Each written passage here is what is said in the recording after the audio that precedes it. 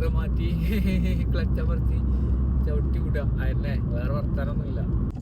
Hi, ഞാൻ ആസിഫ്. പല്ലിന്നും വിളിക്കും, talking mate എന്ന് ഞാൻ ഇന്നെ തന്നെ വിളിക്കണ, മറ്റേ സ്വയം വിളിക്കണ പേര് എന്നൊക്കെ പറഞ്ഞ മാതിരി ഇത് രണ്ടൊക്കെയാണ് എൻ്റെ പേര്. അപ്പൊ നമ്മളിവിടെ ഒരു കൊല്ലായിട്ട് ബിസിനസ് കച്ചവടം നടത്തി. ബിസിനസ് കച്ചവടം എന്ത് പറയാം, ഇംഗ്ലീഷിൽ ബിസിനസ് പറയും, മലയാളത്തിൽ അത് കച്ചവടം എന്ന് പറയാം. നമ്മൾ കച്ചവടം നടത്തിയിട്ട് എന്താ നമ്മൾ പഠിച്ചത് ചോദിച്ചാൽ നമ്മുടെ ആൾക്കാർ ചോദിക്കലുണ്ട് എങ്ങനെ തുടങ്ങണം, എവിടെ തുടങ്ങണം. ഞാൻ ഈ പറയുന്ന കാര്യങ്ങളൊക്കെ കുറെ പൈസ കയ്യിലുള്ള ആൾക്കാരുടെ കാശല്ല പറയണത്. സാധാരണ നമ്മളെപ്പോലെ ഒരു ഫുൾ ടൈമർ വേറൊരു കമ്പനിയിലൊക്കെ ജോലി ചെയ്ത് അതിന്റെ അടിയിൽ കൂടെ ഒക്കെ ഒരു കച്ചവടം ഉണ്ടാക്കിയെടുക്കാൻ നോക്കണ ഒരു സാധാരണക്കാരന്റെ കാര്യമായിട്ടായി പറയണത്.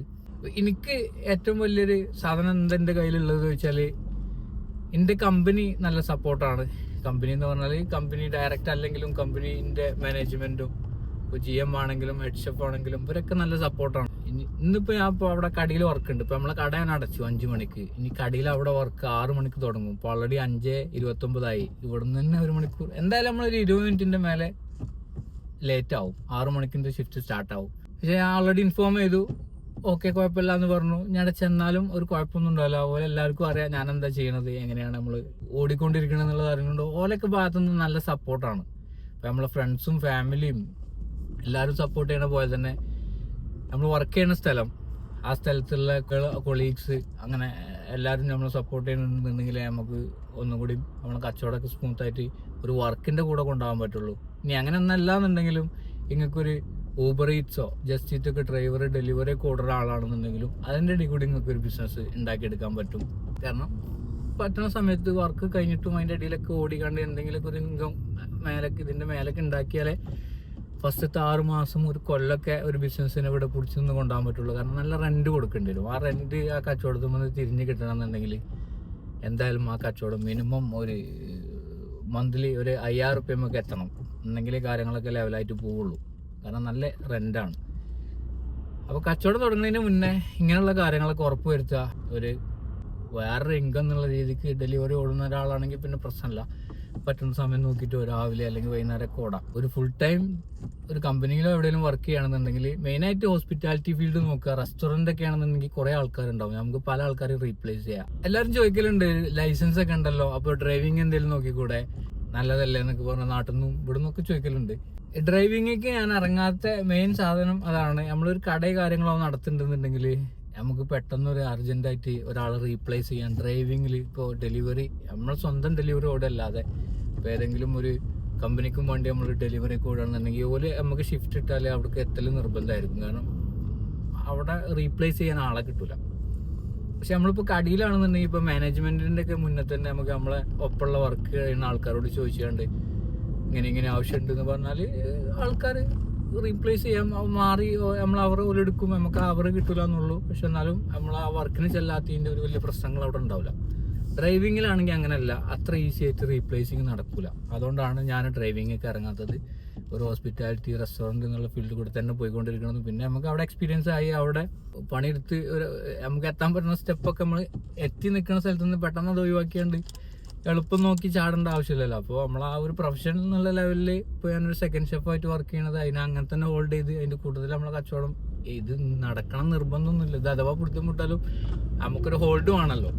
അപ്പോൾ അതുകൊണ്ട് അതിനൊക്കെ എനിക്ക് ഇവിടെ ആയതുകൊണ്ട് പറ്റുന്നുണ്ട്. അതൊക്കെ ഞാൻ ചെയ്ത് ഇതിൻ്റെ ഇടയിൽ കൂടെ കൊണ്ടുപോകുന്നുണ്ട്. അങ്ങനെയൊക്കെയാണ് നമ്മളെ കച്ചവടം കൊണ്ടുപോകുന്നത്. അപ്പോൾ അതൊക്കെയാണ് പറഞ്ഞ ഒരാള് ആദ്യം നോക്കേണ്ടത്. ഒരു ഇൻകം നിങ്ങളെ കയ്യിൽ അതിനെ കവർ ചെയ്യാൻ വരാണ്ടോ നോക്കണം. അല്ലെങ്കിൽ നിങ്ങൾ ഇത് അത്രയും സാധനം കയ്യിൽ വെക്കാണ്ടെങ്കിലും ഓക്കെ, അത് നോക്കണ്ട. അല്ലാത്തതാണ് നമ്മൾ പറയണത്.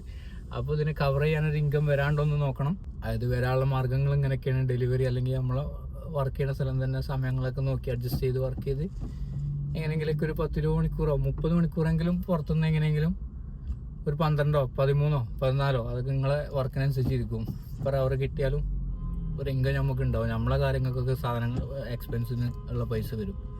ഇങ്ങനെയൊക്കെ കമ്പനിയിലാവറും നമ്മളെ കടയിലാവറും കമ്പനിയിലെ സമയം കടയിലെ സമയമൊക്കെ അങ്ങോട്ടും ഇങ്ങോട്ടും ഒക്കെ അഡ്ജസ്റ്റ് ആക്കി കാൽക്കുലേറ്റ് ചെയ്ത് ഒക്കെയാണ് കേട്ടോ ഈ ഒരു കച്ചവടം ജീവിതം എന്നൊക്കെ പറഞ്ഞ സാധനം പോണത്.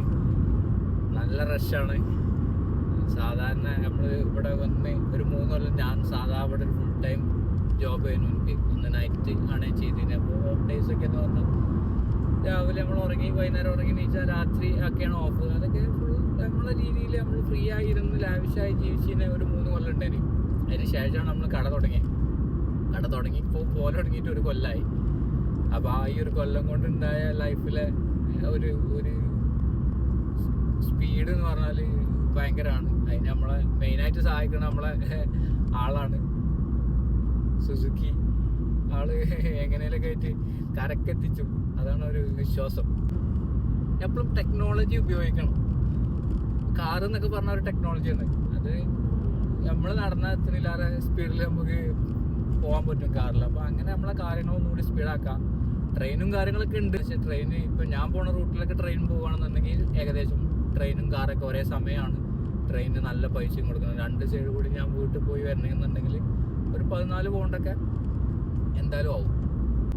ഒരു 2 പൗണ്ട് 2.5 പൗണ്ടിന് എണ്ണ, അതായത് പോയി 3 പൗണ്ടിന് എണ്ണ. ഈ വണ്ടിൻ്റെ എല്ലാ ചിലവുകളൊക്കെ കൂട്ടിയാലും ഒരു 4 പൗണ്ടിനൊക്കെ തീരും ഒരു ദിവസം. ആഴ്ചയിൽ ഒരു 40 റുപ്യൻ്റെ എണ്ണ വേണം. കടൻ്റെയും പിന്നെ എൻ്റെ വർക്കിൻ്റെയും കൂടി ആവശ്യത്തിന് ഓടാൻ. അതെ, പിന്നെ ഇൻഷുറൻസ് അങ്ങനെയൊക്കെ കുറേ ചിലവുകളുണ്ട് വേറെ. എന്നാലും വണ്ടി ഉണ്ടാവുകൊണ്ടാണ് ഇതൊക്കെ നമുക്ക് നടക്കണേ. ബസ്സിന് പോയി കണ്ടൊന്നും കട നടക്കില്ല. അപ്പോൾ കച്ചവടം തുടങ്ങുന്നതിന് മുന്നേ ഒരു ബൈക്കെങ്കിൽ ബൈക്കിങ്ങൊക്കെ ഉണ്ടാവണേ. ലൈസൻസ് എടുത്ത് കണ്ടൊരു ബൈക്കെങ്കിലും നിങ്ങൾ കയ്യിൽ വേണം. ഈ കാറില്ലെങ്കിലും ബൈക്കായാലും കുറേ കാര്യങ്ങൾ നടക്കും. മെയിനായിട്ട് വേണ്ടൊരു സാധനമാണ്. അല്ലാതെ ഒന്നും നമുക്ക് ഇത്ര ഫാസ്റ്റായിട്ട് പരിപാടികൾ നടക്കൂല. ഓടാൻ നടക്കൂല. എന്നാൽ തന്നെ റോഡിൽ ബ്ലോക്കും ബാക്കിയുള്ള കാര്യങ്ങളൊക്കെ അതിൻ്റെ ബാക്കിൽ വരാനുള്ളതാണ്. എന്നാലും നമുക്ക് ഓടി നോക്കാം.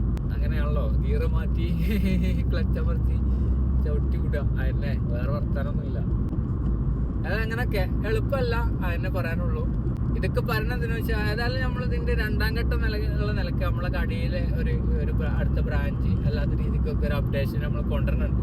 അപ്പോൾ നിങ്ങൾ മാക്സിമം ഞാൻ പറഞ്ഞ എൻ്റെ വീഡിയോകളിലും കേട്ടിട്ട് ഒരു കച്ചവടത്തിനെ പറ്റിയൊക്കെ ചിന്തിക്കുന്നുണ്ടെന്നുണ്ടെങ്കിൽ നമുക്ക് നമ്മളെ മെനു വെച്ചിട്ട് നമ്മളെ ബ്രാൻഡിൽ നിങ്ങൾക്ക് അസോസിയേറ്റ് ചെയ്ത് നമ്മളിപ്പോൾ വർക്ക് ചെയ്യാൻ താല്പര്യം ഉണ്ടെന്നുണ്ടെങ്കിൽ നമുക്കൊക്കെ ഒന്നിച്ച് വർക്ക് ചെയ്യാം. അതിനുള്ള പ്ലാനും കാര്യങ്ങളും ഞാൻ പതുക്കെ പറയുന്നുണ്ട്. ഒരു സൈറ്റ് ഇങ്ങനെ നമ്മളിങ്ങനെ കണ്ടുകൊണ്ടുണ്ട്. അത് തീരുമാനമാക്കിയില്ല. അതൊന്നും ഒന്നാമത്തെ കട ഫുള്ളി വിജയിച്ചാണ്ടല്ല ടൈപ്പ് പോണത്. ഒന്നാമത്തെ കടമെന്ന് പഠിച്ച സാധനം വെച്ച് 2ാമത്തത് നമ്മൾ ചെയ്യുമ്പോൾ നമുക്ക് ഒന്നും കൂടി കുറച്ചും കൂടി കാഴ്ച കിട്ടും.